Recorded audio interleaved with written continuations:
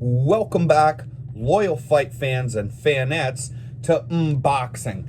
Eat that shit up. I am your humble host. I am Tummy Tom O'Neill. I am the Body Snatcher, and we are back at it in boxing headquarters. Hit the thumbs up button, please. For me, would you do that? The thumbs up button, and please tell a friend. If you haven't subscribed yet, please subscribe to the podcast. We're boxing fanatics. I'm an absolute boxing madman. I'm down for you guys to drop notes in the comments. Don't be disrespectful. I appreciate your opinion, and I want a good, friendly banter about boxing. I'm a boxing maniac myself, and I'd appreciate people who they love combat sports, especially after today's episode, because we're going to piss a lot of people off here. But in the meantime, we're in a little bit of a break from real good boxing. Now it picks up next week when Joe Smith Jr. fights Callum Johnson for one of those light heavyweight titles. Joe Smith Jr., don't be mistaken, a potential Canelo opponent to come up. He's in the talks with the Bivels and the Better BFs and stuff because he holds the belt in those light heavyweight rankings. But we're gonna get into that fight more as it comes up. We did have Luis Ortiz taking on Prince Charles Martin in a strange fight, man. I'll be honest with you. If I was, we're going to do some rankings today for a different weight class, a better weight class. But if I were to do some heavyweight rankings, I would have put Luis Ortiz pretty high up there, even though I know he's probably older than he says he is, okay? Guys, it's okay. He's still a great fighter. He has still had a great career, but I was pretty high on him, man. He has some good wins in his resume, and he's been older for a while, which you can be older in the heavyweight weight class. Those younger weight classes are a bit more unforgiving on the body to be older like that, to be 40 plus years old, maybe even 50 in Luis Ortiz's case. But the thing is I was pretty high on him. I thought that he beat Deontay Wilder both those times he fought him before viciously getting knocked out. I thought he was beating Deontay Wilder before getting knocked out in both the fights that he had with him back to back. I thought he even did better in the second fight before getting knocked out, winning basically every single round. I would have put him higher up on a heavyweight kind of rankings, but not after the last performance. Now, Luis Ortiz does walk away with the win, but Charles Martin dropped him at least twice, and it's possible 3 times. I'm forgetting a bit.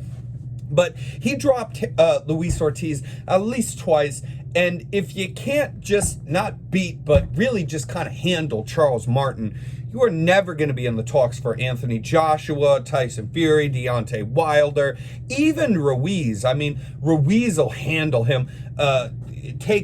God bless you, slap yourself if you're putting Usyk's name in the same category as Prince Charles Martin. Okay, so Martin drops Ruiz twice, maybe even 3 times in this fight, and then Ruiz actually, he viciously does kind of KO Martin. The fight deserved to get stopped, but it's in a weird way because he gets hit really hard, and you can tell before he goes down that his legs aren't there. He's a finished product. Put a fork in him, he's done. So his legs aren't there, and he's just there to be had at this point. He's a citizen walking down the street at this point, an inebriated citizen against a professional fighter. But so Ruiz follows up, puts it on him, he drops him, and he's against the ropes. And the way that his arm goes through the ropes, 1 in a million, his arm gets stuck in the ropes and then tangled back up this way when he falls. So the ropes are through his glove, and his glove's sticking him in there, and they call the fight. It gives him a little bit of time to try to, whatever. But it was a strange fight. And to be honest, Ortiz definitely deserved to win that fight. It was a definite, KO of Charles Martin, but getting dropped twice by Charles Martin and just the performance there, not great. So anyways, what we're going to do today is we're going to move into welterweight rankings. I enjoyed doing the recap of 2021 in boxing on the last episode, and I very much enjoyed working on, as a bit of homework, the madman that I am, a really laid out, thought through lightweight rankings at 135 pounds. We put some honorable mentions in there and mentioned a few people from 130 pounds, since it's not that far off, that could move up and be very competitive against those top guys, and just put a lot of time and effort into that list, and I was pretty proud of that work. And being as we have this time where we're in a bit of a lull before these fights happen, we're going to get a chance to touch on that Joe Smith Jr. fight coming up for the next episode. But I'm enjoying doing these rankings, and I thought today, what's another absolutely stacked division in boxing? And you know what it is, right? There's a few, but we're going to do the welterweight rankings. And you know, if you've watched this show before, and I've explained it before, I'm a big believer in two lists, right?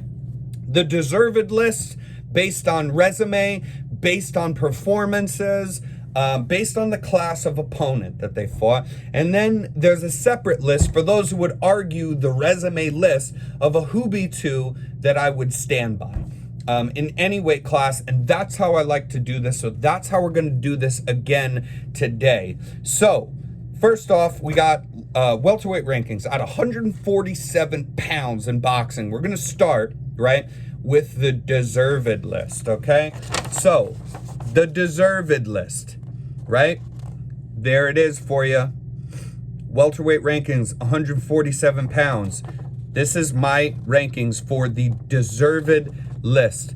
Errol Spence Jr., number 1, ready to piss people off here.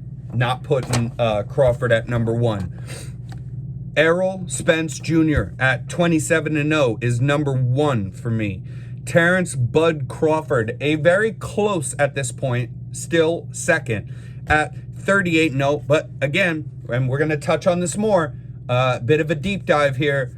This is based on strength of performance against, keyword, against who they're fighting, the level of competition, okay? Which is the most important thing in combat sports, in any sport, the level of competition that you're fighting. If I beat up my next door neighbor, that's, and I train a bit in boxing, I know a bit in boxing. If I beat up my next door neighbor, that's not as impressive as if I have my first professional boxing match and I beat a professional fighter. Okay, I mean, that's how it is, right? So, Errol Spence Jr., 27-0, he's number 1. Terence Bud Crawford, close second at 38-0, okay? And then we get Ugos, okay? 27-4. Then we get Jerome Bouten, 28-0. And Ugassa Velasquez, the meme machine, at 22-2. That is your deserved list right there. And the reason why I've placed this is because of level of competition. Okay, so starting right off, the reason that I put Errol Spence Jr. ahead of Terence Crawford, the reason why, and listen, we've needed this fight for a long time. Errol Spence Jr. versus Terence Crawford. Everybody talks about it. It's obvious we need this fight, but keyword, we've needed this for a long time. Who's waiting between these two? Who's not being fair? And what does the promoters have to do with it? Well, Bob Arum puts on great fights at Top Rank. He really does. Top Rank is my second favorite promotion, just under DAZN, for watching boxing. And the fighters that they have in their organization. Bob Arum puts on great fights in Top Rank. He does. He puts on great events. Most of them are for free if you have the ESPN Plus prescription. And he just does. He does a good job there with those guys. He doesn't pay them a lot of money. Other promotions that are not as good for a fan. This is the contrary. You can't have your cake and eat it too in boxing. If you care about the fighters that much, and it doesn't have to be both. Obviously, we'd all like to say we care about the fighters. I would love to say they should get paid more. I care about the fighters. But as a fan who's viewing content, do I care so much about, who is getting paid the most versus how good are the fights that are being put on? No, not so much. This is why the UFC does very well, right? Constant talk about fighter pay, but that's because they're all run under one umbrella, which is the UFC. Bellator 1, those things are not as much a competitor, really. They just can't see the UFC. They have all the fighters, they have all the good talent, but boxing is more divided. There is more, it's the same exact thing that's going on there. That is how it is. Now that you have those other promotions, there's a conversation to be had about will MMA become more like boxing has been, because they're a newer sport following a model of an older sport in boxing that has been around forever, and at this point has spread out talent throughout different promotions. Will MMA become more like that? That's a topic I want to touch on eventually. But for today, we're going to just talk about that before we get into this Errol Spence versus Terence Crawford thing. Top Rank puts on great fights. As a fan, I think Top Rank is hands down a better promotion than PBC, Fox, or Showtime. Hands down. I think DAZN also, which is out of this conversation in particular, I think they're actually right now the best organization. But yeah, it's DAZN or Top Rank for me. And if you are under Showtime or PBC, you're going to get paid more. You're going to get treated better. You're being there. You're dealing with Floyd Mayweather, Al Heyman. They're going to look out for you and try to pay you more money. And they're going to try to pad your record. Let's just not make two ways. You can't have your cake and eat it too. These guys aren't just, they're paying them better, but they put on kind of shit fights. Every now and again, you get a really good one, but they're, for the most part, putting on shit fights. But they pay their athletes a lot better. They try to pad the record because they try to build their name, and that way they can pay them more money. So it's kind of really fair at the end of the day there. But when you're a fan, I mean, I'm not thinking I'm speaking Chinese to you guys here. I think if you're being real with yourself, you're a fan of boxing, you want to watch good fights. So, Terence Bud Crawford is under ESPN Top Rank. Now, Errol Spence Jr., I think, beats Terence Crawford. I've always said this. I think he beats him. But the hourglass, it's ticking. It's ticking, right, on this fight in general. And the longer it goes, who's to say who wins? I mean, even right now, really, that's a great fight because it's 50-50. And what I'm doing is I'm just making a flat-out prediction. I would never say, man, and I'd put my whole, I'd put everything on Errol Spence. No, it's a great fight. That's why we need to see it. I do think he wins, but I'd place maybe $100 on it, $50 on it. I wouldn't put the house on it because that's an extremely competitive fight. And would I be surprised if Terence Crawford beats Errol Spence if they fought? No, I wouldn't be that surprised. No. If you want my opinion, I think it would be Errol Spence. And the reason that I would think that is, again, because of strength of competition. What's the level of competition that you're fighting, right? So Errol Spence has been a welterweight. He has been a welterweight. He has run through all the people except Terence Crawford in the welterweight division long before Terence Crawford was there, now building a name for himself, and this fight was being talked about. So Errol Spence has gone through, these are his last fights, right? In order of from this last one and down.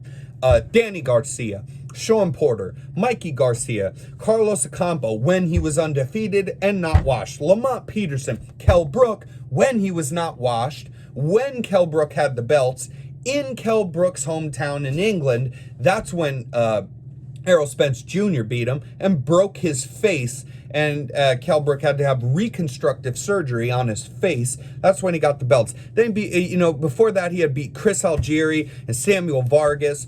Let's talk the Terence Bud Crawford route of things, right?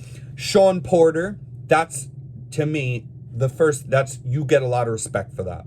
I don't care that Sean Porter lost a couple times. I think he's a demon in there, and you get a lot of respect for that win. That showed me something. I'm not going to hate on him for that. Kell Brook, you're washed. Kell Brook has been washed. If Kell Brook beats another washed Amir Khan, right, I don't care. Mean Machine Kavalauskas, that's a good win, but we only know that now, right? because that's afterwards. Mean Machine also then dropped Ortiz, right? Mean Machine had never lost to anybody but Ortiz and Terence Bud Crawford. Amir Khan, when he was completely washed, he got hit in the stomach.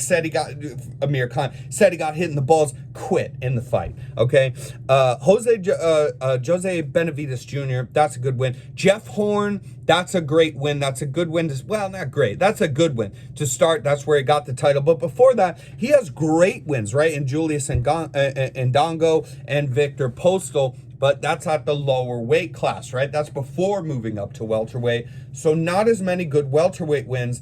And even those wins, they're kind of people, I mean, a few of those people are washed up Errol Spence opponents after Spence beat them when they were in their prime. Okay, there's a lot that goes into this kind of stuff of why I talk about making these lists. I put a lot of thought into them. So that's why I have Errol Spence Jr.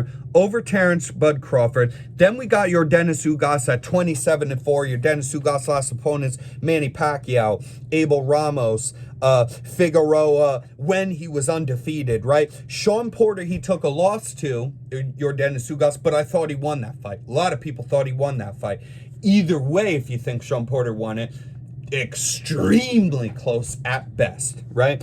Thomas Delorme, and you know, that's your Dennis Ugassa is a great fighter, and he has a belt now. And beating Manny Pacquiao really kind of solidified him. So at 27-4, even though he's not got that undefeated record, I'm putting your Dennis Ugassa at number 3. Plus, he's the only other guy who's holding the belt there. Jerome Bouten. Now remember, this is when we remember there's 2 lists. This name, Jerome Bouten, that's why we have 2 lists, okay? Jerome Bouten at 28-0 is great. He's on this list. He's not higher because of the level of competition, but I put him on this list nonetheless because he might sneak up here and beat all these guys. Jerome Bouten is the guy, okay? If you're an Ortiz fan, he's another great prospect, but Jerome Bouten beats Ortiz, I feel like. You have them fight anytime now, anytime in the near future. Yeah, Jerome Bouten is the guy. And Ugos Velasquez, the Mean Machine, because he's only taken losses to Ortiz in his very last fight, and before that, Terence Crawford. Every other fight he's ever fought, he won. And those 2 huge names of epic all-time fighters, possibly, at the end of their careers, that there's the only 2 people that he's lost to. He's dropped both of them. He's dropped both of them in the fights that he lost. He's a super competitive guy, the monster, the Mean Machine. Now we're going to get ready for the Who Beats Who list, okay? The Who Beats Who list, which I'm kind of more of a fan of, but you need to have 2 lists because people will make arguments one way or the other if you do a list off of the level of competition and how, if they have belts, their last performance, versus a list of who would beat who if they all matched up together, who comes out on top. And this is where we get a little ballsy. I'm still putting Errol Spence Jr. on top, okay? I'm a big fan of Errol Spence Jr.